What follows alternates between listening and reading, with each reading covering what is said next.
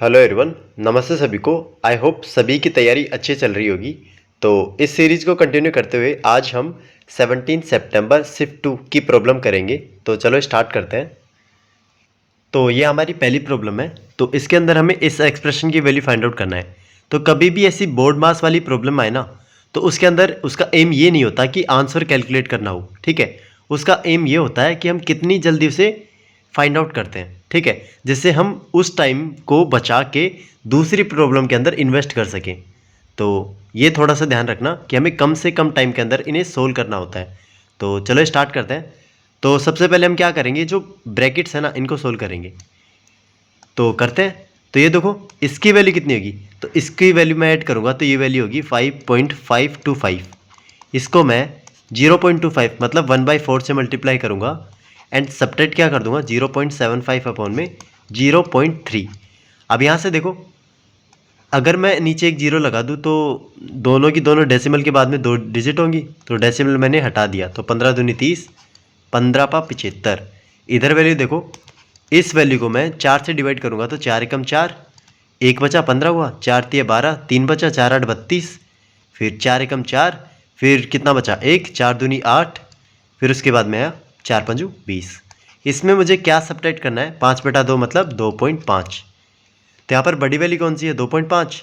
तो 2.5 के अंदर मैं कितना सब्ट्रैक्ट करूँ 1.38125, जीरो लगा लेते हैं। तो यह है 5, 9 में से 2 गया 7, 9 में से 1 गया 8, 9 में से 8 गया 1, 4 में से 3 गया 1.1। तो ये वैल्यू कितनी आई मेरी, तो ये आई माइनस का 1.11875। तो ऑप्शन ए यहाँ पर राइट आंसर होगा। If 20% of P plus Q equals to 50% of P minus Q, तो हमें पी इस टू क्यू का रेशियो यहाँ पर फाइंड आउट करना है। तो 20% of P plus Q equals to 50% of P minus का क्यू। तो यहाँ से देखो, परसेंट से परसेंट गया, 1 जीरो से 1 जीरो गया, तो ये वैल्यू कितनी 2p प्लस में 2q, इधर हुआ 5p माइनस का 5q। p देखो, ये 2p उधर जाएगा तो 3p बचेगा, एंड ये 5q इधर आएगा तो 7q मेरा इधर आएगा। 7:3, ऑप्शन बी यहाँ पर राइट आंसर होगा। ए shopkeeper mixes 2 varieties of pulses, one costing 80 rupees per kg and the other costing 100 rupees per kg in the ratio 3:1. If he sells the mixed variety at 91.80 per kg, find his gain or loss percent। Hindi में पढ़ सकते हो आप। तो देखो, problem बोल क्या रही है, तो मेरे पास एक शॉपकीपर है, वो क्या करता है 2 वैरायटी रखता है पल्सेस की। तो let's say P1 and P2, इनका प्राइस गिवन है मेरे पास कितना, इसका 80 है एंड इसका 100 है, एंड इनकी क्वांटिटी भी गिवन है। तो यहाँ पर क्वांटिटी का रेशियो गिवन है मुझे, तो मैं क्या करूँगा, ये जो रेशियो गिवन है ना, इन्हीं को एक्चुअल वैल्यू ले लूँगा। क्यों, क्योंकि हमारे पास फॉर्मूला होता है ना, मिक्स प्राइस का फॉर्मूला होता है N1P1 प्लस में N2P2 अपॉन में N1 प्लस में N2। तो जो वो कॉन्स्टेंट क्वांटिटी होती है ना, वो ऊपर एंड नीचे से कॉमन आके कैंसिल हो जाती है। इस वजह से हम क्या करते हैं, जो रेशियो वाली वैल्यू होती है ना, उनको डायरेक्ट ले लेते हैं, ठीक है। तो यहाँ से मैं क्या करूँगा, सीपी की वैल्यू निकालूंगा, मतलब मिक्स प्राइस निकालूंगा। वो वैल्यू कितनी होगी, तो वो होगी 80 × 3 प्लस में 100 × 1 अपॉन में 3 + 1। ये कितना हुआ 240, इधर हुआ 100 अपॉन में 4, 340 अपॉन में 4, तो ये हुआ 85। तो सीपी की वैल्यू आई मेरी 85। अब एसपी गिवन है मुझे, ये है 91.80। तो एसपी ज़्यादा है सीपी से, इसका मतलब प्रॉफिट होगा मुझे, तो प्रॉफिट परसेंटेज निकालेंगे। तो 91.80 माइनस का 85 अपॉन में 85 इंटू में 100। तो ऊपर वाली वैल्यू कितनी आई, तो वही 6.80 अपॉन में 85 इंटू में 100। तो यहाँ से देखो, ये पॉइंट हटाऊंगा तो नीचे कितना आएगा मेरा, तो नीचे 100, 100 से 100 कैंसिल, ये देखो कितने से कट रहा है, तो ये जा रहा है मेरा 5 से, तो 5 से काटूंगा, नीचे बचा 17 एंड एक जीरो हटा के इधर मल्टीप्लाई में 2 लिख दूंगा, 17 चौक 8 60, तो 8% का उसे प्रॉफिट हो गया। तो ऑप्शन सी यहाँ पर राइट आंसर होगा 8%। A and B invest 45,000 and 60,000 respectively. A remains in business for 8 months, B for 6 months. If the total profit is 36,000 what is a share. Hindi में पढ़ सकते हो आप। तो देखते हैं इसे करेंगे कैसे। मेरे पास दो पर्सन है ए एंड बी। ए कितना लेके आता है 45K एंड बी कितना लेके आता है 60K। ये तो उनका मनी है, ठीक है। अब देखो टाइम भी गिवन है कि वो कितने टाइम तक इन्वेस्ट करते हैं, तो ये 8 मंथ एंड ये 6 मंथ। तो जो उनका प्रॉफिट शेयरिंग रेशियो होगा ना वो कितना होगा, वो होगा मनी इंटू में टाइम। ये होगा 45K इंटू में 8:60K इंटू में 6। तो काटते हैं इसे, कैसे किए गया 15 × 45, 15 × 4 60, 4 दूनी 8 एंड ये 3 दूनी 6 से 6। इसका मतलब जो प्रॉफिट शेयरिंग रेशियो होगा ना वो कितना होगा 1:1 का। तो जो मेरे पास प्रॉफिट होगा टोटल उसको ये हाफ हाफ में डिवाइड कर लेंगे। तो मतलब 36,000 का हाफ हाफ कितना हुआ 18,000। तो ऑप्शन बी यहाँ पर राइट आंसर होगा मेरा। The average weight of 30 students is 60 kg। If one student is removed the average drops to 59.5 kg। What is the weight of the removed student. तो हिंदी में पढ़ सकते हो आप। तो देखो प्रॉब्लम बोल क्या रही है, मेरे पास 30 स्टूडेंट है, उनका एवरेज वेट कितना गिवन है 60 kg। इसमें से मैं क्या करता हूँ एक स्टूडेंट को मैं निकाल देता हूँ। तो उस केस में जो 29 मेरे पास बचेंगे ना तो उनका एवरेज कितना होगा 59.5 kg। तो यहाँ पर मुझे ये जो एक स्टूडेंट गया है ना इसका वेट बताना है कितना है, ठीक है। तो हम करते कैसे हैं इनको, मैं सभी का एज्यूम मान के चलता हूँ कि 60 से वेरी करेगा। तो यहाँ पर ये 60 से वेरी कर रहा होगा, ये भी 60 से वेरी कर रहा होगा एंड ये भी 60 से वेरी कर रहा होगा। तो टोटल तो मेरे पास 60 है, यहाँ पर देखो कुछ वेरी कर रहा होगा। तो ये वेरी जो कर रहा है ये किस पे डिपेंड करेगा, वो करेगा ये जो 29 स्टूडेंट्स हैं ना मेरे वो कितना वेरी कर रहे हैं। तो पहले निकालते हैं कि ये कितना वेरी कर रहे हैं। तो ये कर रहे हैं देखो एक के लिए कितना कम है 0.5, तो एक के लिए कम है तो 29 के लिए कितना होगा इंटू 29। तो ये जो क्वांटिटी कम है इसकी पूर्ति कौन कर रहा है, तो इसकी पूर्ति कर कौन रहा था, ये जो छोड़ के गया है ना स्टूडेंट ये वाला। तो ये वैल्यू हम क्या करेंगे इसमें ऐड कर देंगे। तो बस इसकी वैल्यू फाइंड आउट करते हैं। तो 60 प्लस में अब इस 29 का हाफ करूँगा कितना होगा मेरा, तो होगा 14.5। तो 74.5 kg मेरा क्या होगा, ये जो छोड़ के गया है ना स्टूडेंट इसका वेट होगा। तो ऑप्शन ए यहाँ पर मेरा राइट आंसर होगा, option A. In a group of 40 boys, the average height was initially determined to be 160 centimeter. However, it was later discovered that the height of one boy was incorrectly recorded as 165 centimeter when it should have been 156 centimeter. Calculate the accurate measure height.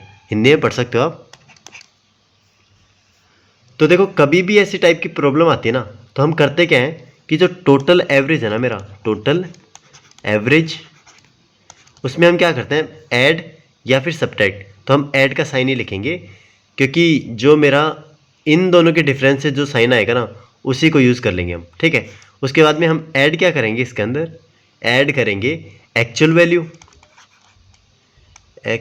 Value minus का estimated value upon में divided by total, ठीक है। तो ये मेरे पास क्या होगा actual average. तो वैल्यू पुट करते हैं। तो ये इनकी वैल्यू कितनी है 160 प्लस में एक्चुअल वैल्यू कितनी थी मेरी 156, इसमें सब्ट्रैक्ट करेंगे कितना 165 अपॉन में टोटल नंबर कितने थे 40। तो ये आया मेरा 160 एंड इधर मेरा माइनस का साइन आएगा कितना 9/40। तो इसको सोल्व करते हैं। तो अब 9 को डिवाइड करते हैं 40 से, तो डिवाइड करते हैं। तो ये आया 40, तो मैं पॉइंट लगाता हूँ तो यहाँ 0 आया, ये 2 टाइम जाएगा 80। 10 आया मेरा, फिर 0 आया, फिर 2 टाइम जाएगा तो ये कितना है 80।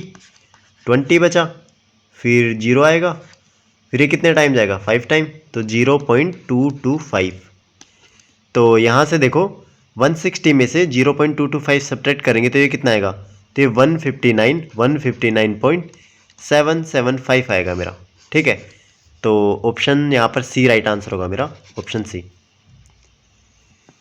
If rupees 5000 amounts to 6050 rupees over 2 years with CI, what is the annual interest rate? Hindi में पढ़ सकते हो आप।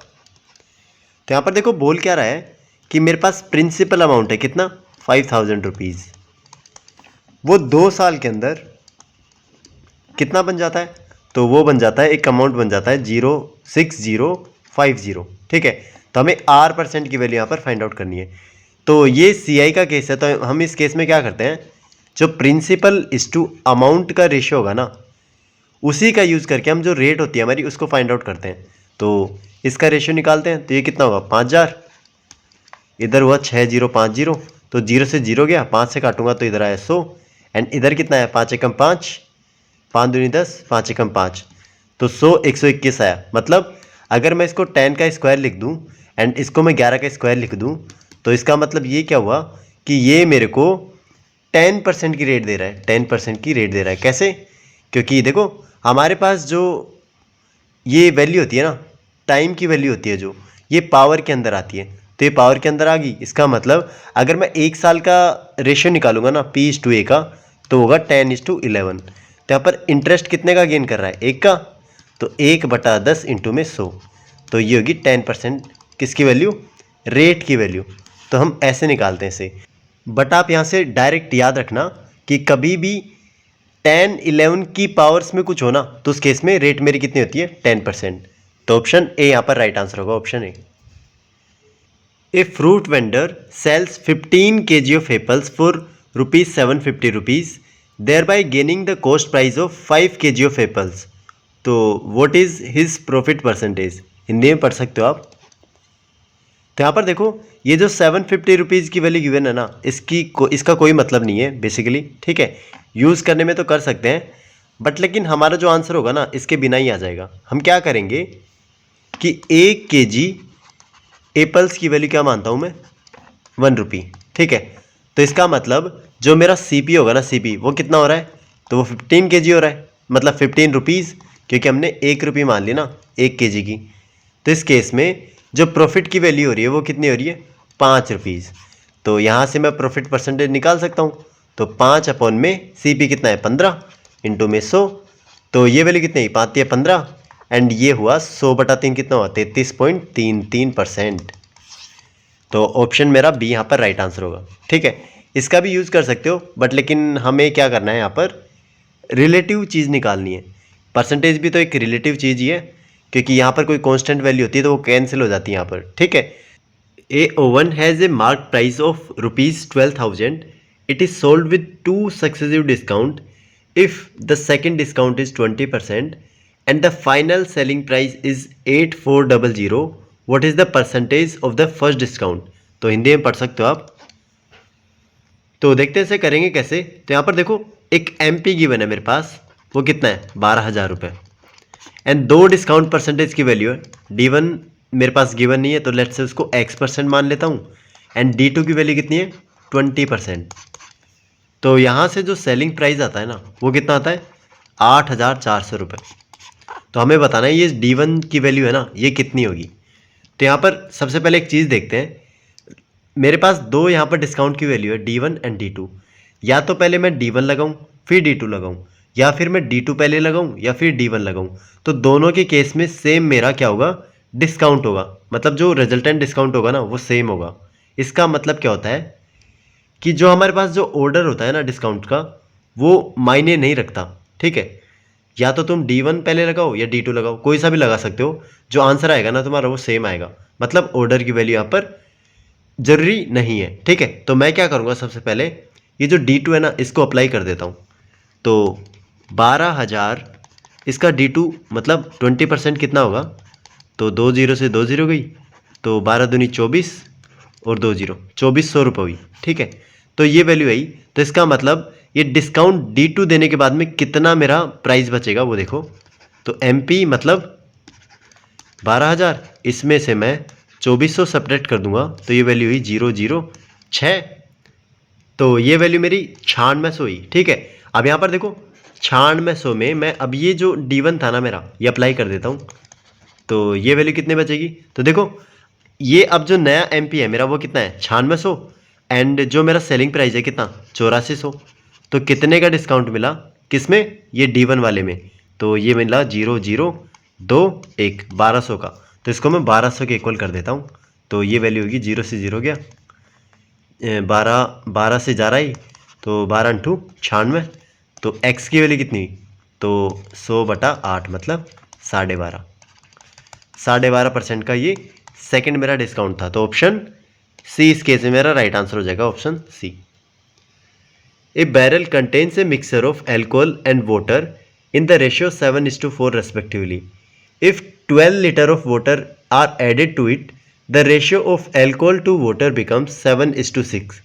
तो हमें बताना है कि initial total quantity of mixture in barrel. Hindi में पढ़ सकते हो आप। तो यहाँ पर देखो बोल क्या रहा है कि मेरे पास एक बैरल है, उसके अंदर 7:4 के रेशियो में क्या गिवन है? एल्कोहल एंड ये वाटर। अब वो क्या करता है कि 12 लीटर वाटर ऐड कर देता है इसके अंदर। तो मैं क्या करता हूँ, इसे मैं x से मल्टीप्लाई करके इनकी एक्चुअल वैल्यू फाइंड आउट कर लेता हूँ। अब इसका मतलब क्या हुआ कि एल्कोहल में मेरे पास कितना 7x, वाटर कितना है 4x। अब वाटर कितना ऐड कर रहा हूँ मैं 12। तो अब जो रेशियो बनता है वो कितना बनता है 7:6। तो इक्वेशन बनाते हैं इसकी। तो ये होगा 7x अपॉन में 4x + 12 = 7/6। तो 7 से 7 गया तो 6x = 4x + में 12। तो 2x की वैल्यू कितनी आई 12, x की वैल्यू कितनी आई 6। तो x की वैल्यू मेरे पास 6 आ गई। अब हमें निकालना क्या है? Total quantity of barrel. तो पहले कितना था? तो इन दोनों को ऐड करेंगे तो 7 और 4 11x। तो x की वैल्यू कितनी है मेरे पास 6। तो ये हुआ 66 लीटर। तो ऑप्शन डी यहाँ पर राइट आंसर होगा, option D. A furniture store marks its items at 80% above the cost price. They offer a discount of 30% on the mark price if a customer receives an additional loyalty discount of 250 rupees and the store still makes a 12% profit on the cost price. What is the cost price of the furniture item? तो हिंदी में पढ़ सकते हो आप। तो चलो start करते हैं, इस प्रॉब्लम को सोल्व कैसे करेंगे। तो यहाँ पर देखो, तो लेट से मैं CP की वैल्यू यहाँ पर मान लेता हूँ 100। तो ये जो फर्नीचर स्टोर है कितना अप कर देता है? तो MP की वैल्यू बना देता है कितने से 80% से अप करके। तो ये वैल्यू होगी 180। उसके बाद में क्या करता है वो 30% का डिस्काउंट दे देता है। तो इस पर मैं क्या करूँगा 30% का डिस्काउंट दे दूँगा। तो 180 का मेरे पास 30% कितना होगा? ये हुआ 54। तो 54 इसमें सब्ट्रैक्ट करूँगा तो ये वैल्यू कितनी बचेगी? तो देखो 50 में इसमें सब्ट्रैक्ट करूँगा तो 130। 130 में 4 और सब्ट्रैक्ट करूँगा तो ये कितना हुआ 126। तो ये हुआ सेलिंग प्राइस। अब यहाँ पर देखो, अब ये जो सेलिंग प्राइस आया ना इसमें से वो 250 रुपये और माइनस करता है। अब ये रुपए है, यूनिट मत मान लेना इसे, ठीक है। तो ये 250 रुपये है, ये माइनस करता है ना, तो उस केस में 12% का उससे प्रॉफिट हो जाता है। तो प्रॉफिट कब होगा? तो प्रॉफिट होगा वो CP के ऊपर। तो यहाँ से लेट से मैं 12% का प्रॉफिट कर दूँ तो 100 का 12% कितना हुआ 12 यूनिट। तो ये वैल्यू होगी 112। इसका मतलब SP की वैल्यू, SP ये नहीं है, SP क्या है हमारा एक्चुअल ये है, ठीक है। तो यहाँ से मैं बोल देता हूँ कि 126 की यूनिट की चीज़ को वो 112 के अंदर बेच रहा है। तो कितने का डिस्काउंट दे दिया? तो यहाँ से उसे डिस्काउंट मिला 14 रुपये का, ठीक है। 14 का मिला ना, क्योंकि 126 में से 112 सब्ट्रैक्ट करेंगे तो 14 बचेगा। ये 14 यूनिट ही क्या रिप्रेजेंट कर रही है? ये जो 250 रुपये का एक्स्ट्रा इसने लॉयलिटी के लिए डिस्काउंट दिया था ना उसको। तो एक यूनिट की वैल्यू कितनी होगी? तो 250 अपॉन में 14। अब हमें निकालना क्या है CP, तो इसको 100 से मल्टीप्लाई कर देंगे तो ये इसका CP आ जाएगा। तो बस मल्टीप्लाई करते हैं इसे 2 से काट लेते हैं। तो ये होगा 2 एकम 2, 2 दूनी 4, 2 पंच 10। तो ये हुआ 1 2 5 और 00। इसको हमें 7 से डिवाइड करना है। तो 125, 00 को हमें 7 से भाग देना है। तो 7 एकम 7, बचा कितना मेरा 5 55। तो 7 8 56 होता है, तो 7 बार ही जाएगा 49। बचा मेरा 6, फिर आया मेरा 0, फिर 7 8 56। तो 56 बचा कितना 4, 7 5 35, फिर ये आया मेरा। तो अब ऑप्शन के अंदर देखेंगे ना तो एक ही ऑप्शन मेरा ऐसा है जो 1785 से स्टार्ट हो रहा है। तो ऑप्शन ए यहाँ पर राइट आंसर होगा। आंसर आगे फाइंड आउट करने की ज़रूरत नहीं है, ठीक है। A spherical ball is submerged in water in a cylindrical container. The radius of the cylindrical container is 5 centimeter and the height is 30 centimeter. What is the volume of water displaced by the ball if its radius is 4 centimeter? ठीक है, हिंदी में पढ़ सकते हो आप। तो यहाँ पर देखो इतनी लंबी चौड़ी सारी सेंटेंस है, बट इसने पूछा क्या है कि वॉल्यूम पूछा है किसका, डिस्प्लेस्ड बॉल का, मतलब water displaced by the ball, उसका वॉल्यूम इसने पूछा है जिसकी रेडियस कितनी है 4 सेंटीमीटर। तो यहाँ पर आपको अगर एक कंसेप्ट पता है ना, किसी भी चीज़ को हम अगर पानी के अंदर सबमर्ज्ड करते हैं ना, तो जो उसका वॉल्यूम होता है ना, उतना ही वॉल्यूम क्या होता है, डिस्प्लेस्ड होता है, ठीक है। तो बस इसने पूछा क्या है, जो डिस्प्लेस्ड वाटर है ना उसका वॉल्यूम हमें बताना है। इसका मतलब जो डिस्प्लेस्ड वॉल्यूम होगा ना, डिस्प्लेस्ड वॉल्यूम वो किसके इक्वल होगा, वो होगा वॉल्यूम ऑफ इस स्फीयर का, स्फेरिकल बॉल था ना इसका वॉल्यूम। तो हमें बस सिंपली ये जो स्फीयर है ना, इस बॉल का वॉल्यूम निकालना है। तो इसका वॉल्यूम क्या होता है 4/3 पाई आर क्यूब। तो यहाँ से 4/3 पाई की वैल्यू रखते हैं 22/7 एंड आर क्या है मेरे पास, आर है मेरे पास 4, तो ये हुआ 4 का क्यूब मतलब 64। अब यहाँ से देखो ऑप्शन के अंदर हमें ये जो पाई की वैल्यू है ना, पाई के अंदर ही गिवन है, तो इसको मैं पाई रखता हूँ।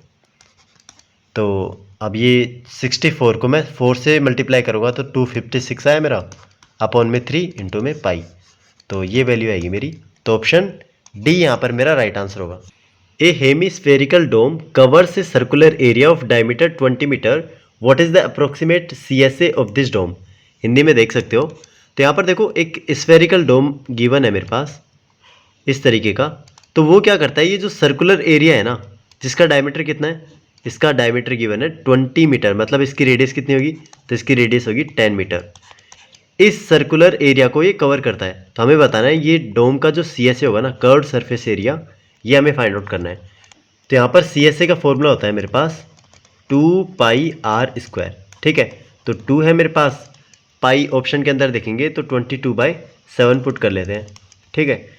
एंड जो r है मेरा वो कितना है 10, तो ये हुआ 100। तो इसकी वैल्यू कितनी आएगी, तो इसकी वैल्यू आएगी, ये हुआ 400 इंटू में 11, ये हुआ अपॉन में 7 भी तो है, इसके बाद में कितना हुआ 4400 अपॉन में 11। तो बस अब डिवाइड करते हैं इसे, तो नीचे 7 है मेरा, तो 7 5 35, 7 6 42, तो 2 आया, 7 दूनी 14, 6 बचा, 7 8 56, तो 6 to 8 के अप्रोक्सीमेट मेरा क्या आएगा यहाँ पर, इस डोम का कर्व्ड सरफेस एरिया आएगा। तो ऑप्शन ए यहाँ पर राइट आंसर होगा, ऑप्शन ए, क्योंकि इसने अप्रोक्सीमेट पूछा था, ठीक है। A hollow hemisphere has uniform thickness, its inner radius is r and outer radius is capital R। If capital R equals to 2r, find the ratio of outer to inner curved surface area, ठीक है। तो यहाँ पर मेरे पास एक होलो से hemisphere given है, ठीक है। तो इसकी इनर जो मेरे पास इनर रेडियस होगी ना, वो कितनी होगी स्मॉल r, एंड जो आउटर रेडियस होगी वो कितनी होगी मेरे पास 2r। तो हमें बताना है जो मेरा बाहर वाला जो मेरा सरफेस एरिया होगा एंड जो अंदर वाला सरफेस एरिया होगा, इन दोनों का रेशियो यहाँ पर फाइंड आउट करना है। तो सबसे पहले जो मेरा रेशियो होगा ना, उसका फॉर्मूला क्या होता है वो देखो, तो वो होता है CSA इक्वल्स टू 2πr², ठीक है। तो यहाँ पर मैं देखूंगा ये जो 2π है ना, 2π ये तो कांस्टेंट क्वांटिटी है, तो हम किससे निकालेंगे, r² से निकालेंगे। तो यहाँ पर आउटर वाले का स्टार्टिंग में क्या है, आउटर वाला है ना, हाँ आउटर वाला अपॉन में इनर वाला, तो इनके एरिया का जो मेरे पास रेशियो होगा वो कितना होगा, तो वो होगा 2r का होल स्क्वायर अपॉन में छोटे वाले का होल स्क्वायर, तो ये होगा 4r² अपॉन में r², तो 4 अपॉन में 1 इसका क्या होगा रेशियो होगा। तो ऑप्शन ए यहाँ पर राइट आंसर होगा। A square pyramid has lateral surface area equals to twice the base area, if base side equals to 6 centimetre, find slant height. तो हिंदी में पढ़ सकते हो आप। तो यहाँ पर देखो एक स्क्वायर पिरामिड गिवन है मेरे पास। स्क्वायर पिरामिड का मतलब क्या है, जो इसका बेस होगा ना, बेस वो मेरा एक स्क्वायर गिवन होगा एंड उसकी साइड गिवन है कितनी 6 सेंटीमीटर। तो यहाँ पर मुझे स्लैंट हाइट निकालनी है यहाँ पर, एंड जो मेरे पास यहाँ पर एक रिलेशन गिवन है, इसका लेटरल सरफेस एरिया है ना वो किसके इक्वल है, इसके बेस एरिया के ट्वाइस पे है, ठीक है। तो ये जो लेटरल सरफेस एरिया है वो निकालते हैं सबसे पहले। तो इसको मैं ज्वाइन करूँगा ना, तो ये मेरे पास एक पिरामिड फॉर्म होगा। तो मैं क्या करता हूँ, इस एक ट्राइंगल को उठाता हूँ यहाँ से। तो ये ट्राइंगल मैंने लिया, ये इसकी स्लैंट हाइट होगी, लेट्स से ये मेरी क्या है, एल है। एंड ये क्या है, ये मेरा साइड है, एक साइड है, तो इसका मैं हाफ करूँगा या फिर कंप्लीट रहने देते हैं इसे। तो ये मेरा 6 है, तो इसका मैं कंप्लीट एरिया निकालूंगा ना, तो ये होगा हाफ इंटू में 6 इंटू एल, तो ये हुआ 3L।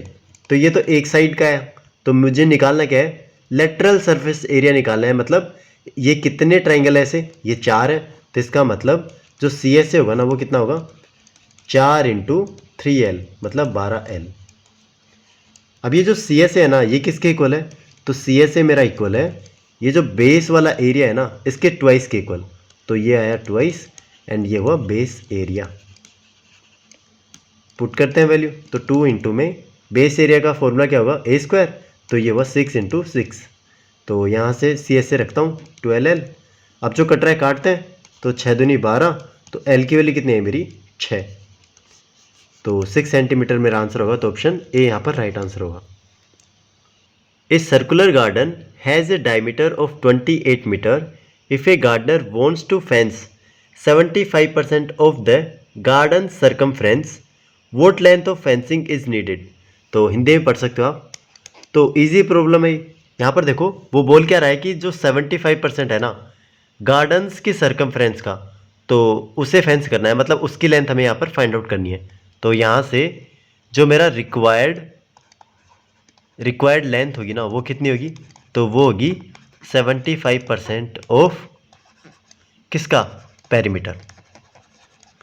तो बस 75% की फ्रैक्शन वैल्यू कितनी होती है, 3/4। एंड पेरीमीटर कितना होता है, तो ये होता है 2πr। तो वैल्यू पुट करते हैं, तो 3/4 इंटू में 2, 22/7।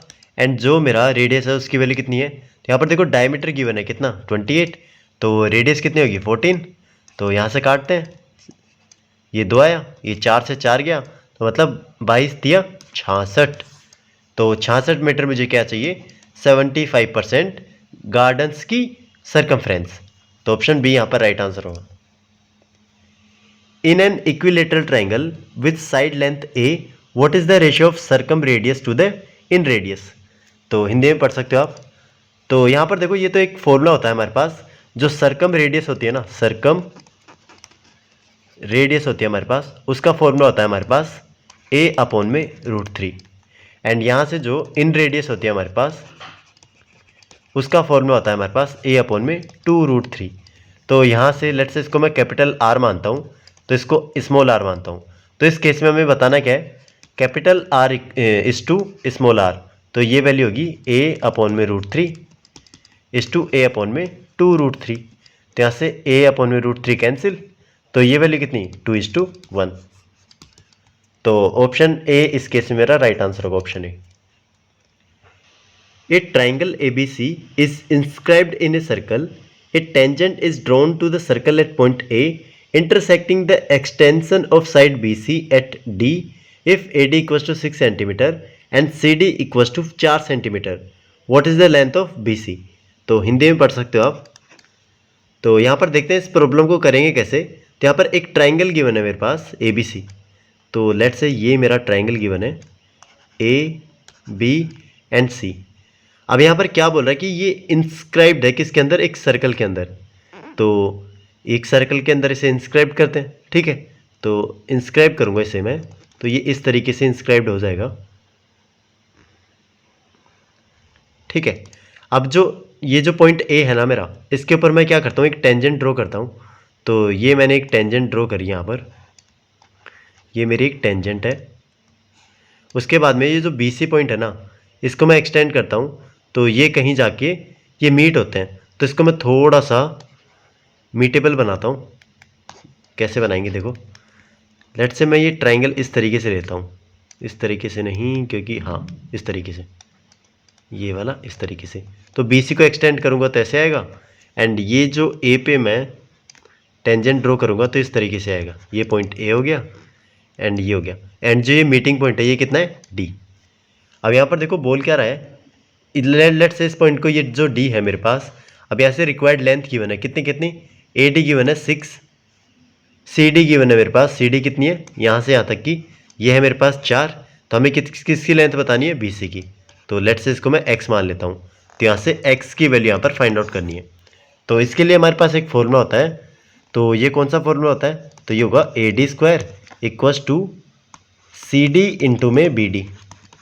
तो यहाँ से पुट करते हैं वैल्यू, तो ये हुआ 6 into 6 equals to, C D की वैल्यू कितनी है, तो ये वैल्यू हमारे पास 4 इंटू में बी डी की वैल्यू कितनी है 4 प्लस में एक्स, तो ये जाएगा 6 36 को मैं 4 से डिवाइड करूँगा तो 9 आया, तो एक्स की वैल्यू कितनी आई, तो 5। तो इसका मतलब जो बी सी की वैल्यू है वो कितनी है मेरी 5। तो ऑप्शन ए यहाँ पर मेरा राइट आंसर होगा 5। In a trapezoid A B C D with A B parallel to C D. तो यहाँ पर देखो एक ट्रेपेजॉइड गिवन है, तो फिगर बनाते हैं उसकी। तो ये ट्रेपेजॉइड है ए बी सी डी, तो यहाँ पर ए बी मेरा पैरेलल है किसके, सी डी के। उसके बाद में क्या बोल रहा है कि जो मेरे पास डायगोनल बनेंगे ना, ये वाले, ये डायगोनल बनाता हूँ मैं, ये पॉइंट ई के ऊपर मीट करते हैं। What is the ratio of the area of triangle A B E to the area of triangle C D E. तो ये हुआ ए बी ई, ये वाला ट्राइंगल, एंड उसके ऊपर सी डी डी ई सी, ये वाला ट्राइंगल। तो इन दोनों एरिया का रेशियो हमें फाइंड आउट करना है। तो यहाँ पर देखो हमें पता है कि जो A B E and C E D, ये दोनों ट्राइंगल क्या होते हैं आपस में, ये होते हैं सिमिलर ट्राइंगल्स होते हैं। तो इसका मतलब जो एरिया का रेशियो होगा ना, वो क्या होगा, इनके साइड्स के स्क्वायर के इक्वल होगा। तो ए की ऑप्शन मेरे पास गिवन है यहाँ पर, कौन सा, ऑप्शन ए। तो एरिया मेरा इसके इक्वल होगा the ratio of A B to C D squared. ठीक है, मतलब इनका जो रेशियो होगा ना ए बी अपॉन में सी डी, इनके स्क्वायर के इक्वल होगा। ठीक है, तो यही तो एरिया का रेशियो होगा हमारा, तो ये हमारा आंसर सही हो जाएगा option A. A circle with radius x touches another circle with radius 2x externally. What is the length of the direct common tangent? तो यहाँ पर इसने पूछा क्या है, डायरेक्ट कॉमन टेंजेंट। अब यहाँ पर ये जो दो सर्कल है मेरे पास, ये आपस में टच कर रहे हैं एक्सटर्नली, इसका मतलब इन दोनों के बीच की डिस्टेंस कितनी होगी, तो ये हुआ मेरा x, ये हुआ 2x, इसका मतलब हुआ 3x। तो डिस्टेंस कितनी हुई 3x। तो यहाँ से पुट करते हैं, तो ये होगा डी स्क्वायर माइनस का R1 माइनस का R2 का होल स्क्वायर। तो यहाँ से डी स्क्वायर की वैल्यू पुट करते हैं, तो ये हुआ 9x स्क्वायर माइनस का 2x माइनस का x का होल स्क्वायर। तो ये वैल्यू हुई 9x स्क्वायर माइनस का x स्क्वायर, तो ये हुआ 8x स्क्वायर का अंडर रूट। तो 2x अंडर रूट में 2, तो 2√2x, मतलब ऑप्शन मेरा कौन सा है, ऑप्शन सी। तो ये ऑप्शन मेरा राइट आंसर होगा, option C. Two circles with radii 6 cm and 2 cm have their centers 10 cm apart. How many common tangents can be drawn between them and what type of tangent are they? ठीक है, तो यहाँ पर देखो बोल क्या रहा है, मेरे पास दो सर्कल्स हैं, एक है मेरे पास 6 सेंटीमीटर एंड दूसरा है मेरे पास 2 सेंटीमीटर। अब मैंने थोड़ी सी दूर डिस्टेंस पे ही क्यों बनाया, क्योंकि इसने बोला है कि जो सेंटर्स है ना वो 10 सेंटीमीटर अपार्ट है। तो इनका सम कितना हुआ मेरे पास, 6 + 2 मतलब 8। तो मतलब इन दोनों के बीच में गैप अभी बचा हुआ है कितना, 2 सेंटीमीटर का। ठीक है, तो वो दो गैप मैंने क्या किया, थोड़ा सा यहाँ पर डिफरेंस दे दिया। तो इसके कितने मेरे पास टेंजेंट होंगी, कॉमन टेंजेंट, तो इसकी होंगी मेरे पास 4, 2 मेरे पास होंगी डायरेक्ट एंड 2 होंगी ट्रांसफर। तो ऑप्शन ए यहाँ पर राइट आंसर होगा इस केस में। वो कौन कौन सी होंगी, एक तो ये, एक ये, एक ये एंड एक ये। तो ये दो तो होंगी मेरी ट्रांसवर्स एंड ये दो होंगी मेरी डायरेक्ट। ठीक है, तो ऑप्शन ए यहाँ पर राइट आंसर होगा। Two chords A B and C D intersect at a point P inside a circle if A P equals to 6, P B equals to 8, C P equals to 4। तो हमें length बतानी है P D की। तो यहाँ पर देखो दो कोड है मेरे पास एक सर्कल के अंदर, तो यहाँ पर मैंने दो कोड बना दिए ऐसे। तो दोनों की लेंथ क्या है, ए बी एंड इधर है मेरा सी डी। तो ये जो कॉमन पॉइंट है ये है पी। तो ए पी की लेंथ है मेरे पास 6, पी बी की लेंथ है मेरी कितनी 8, सी पी की लेंथ है कितनी मेरी 4। तो हमें इस पी डी की लेंथ बतानी है, इसको मैं लेट से मान लेता हूँ एक्स। तो इसका भी फॉर्मूला होता है हमारे पास। हम क्या करते हैं, जो अपोजिट वाली साइड्स होती है ना, इनको मल्टीप्लाई करते हैं। तो इसका मतलब 6 इंटू में 8 किसके इक्वल करेंगे, 4 इंटू में x के इक्वल। तो 4 दूनी 8, तो x की वैल्यू कितनी, 12 सेंटीमीटर। तो ऑप्शन बी यहाँ पर राइट आंसर होगा, option B. In a circle a कोड A B is 12 centimetre long and is at a distance of 4 centimetre from the centre. What is the radius of the circle. तो यहाँ पर देखो given क्या है कि एक सर्कल के अंदर मेरे पास एक कोड गिवन है। तो ये कोड की लेंथ कितनी गिवन है, 12 सेंटीमीटर। एंड ये सेंटर से कितना डिस्टेंस दूर है, 4 सेंटीमीटर। तो हमें रेडियस की वैल्यू यहाँ से फाइंड आउट करनी है। तो मैं इन पॉइंट्स को ज्वाइन करूँगा, तो ये वैल्यू कितनी है मेरी, r।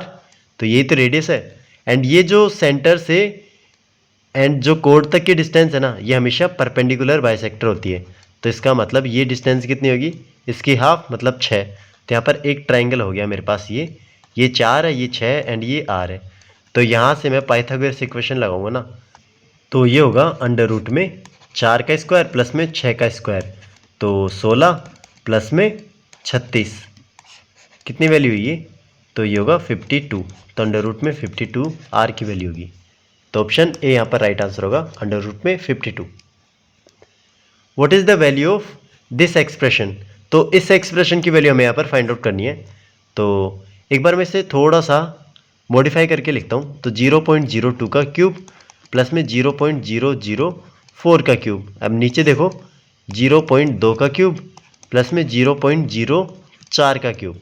ठीक है, अब मैं देखो इसे सोल्व करने के लिए क्या करूँगा, मैं ऊपर में 10 की पावर क्यूब एंड नीचे भी 10 की पावर क्यूब, इन दोनों से मल्टीप्लाई कर दूंगा।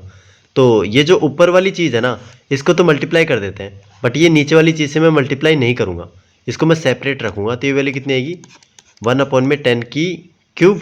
एंड ये वाली देखो, ये जब 10 की क्यूब है तो क्यूब अंदर जाएगा, तो ये मतलब 10 बचेगा।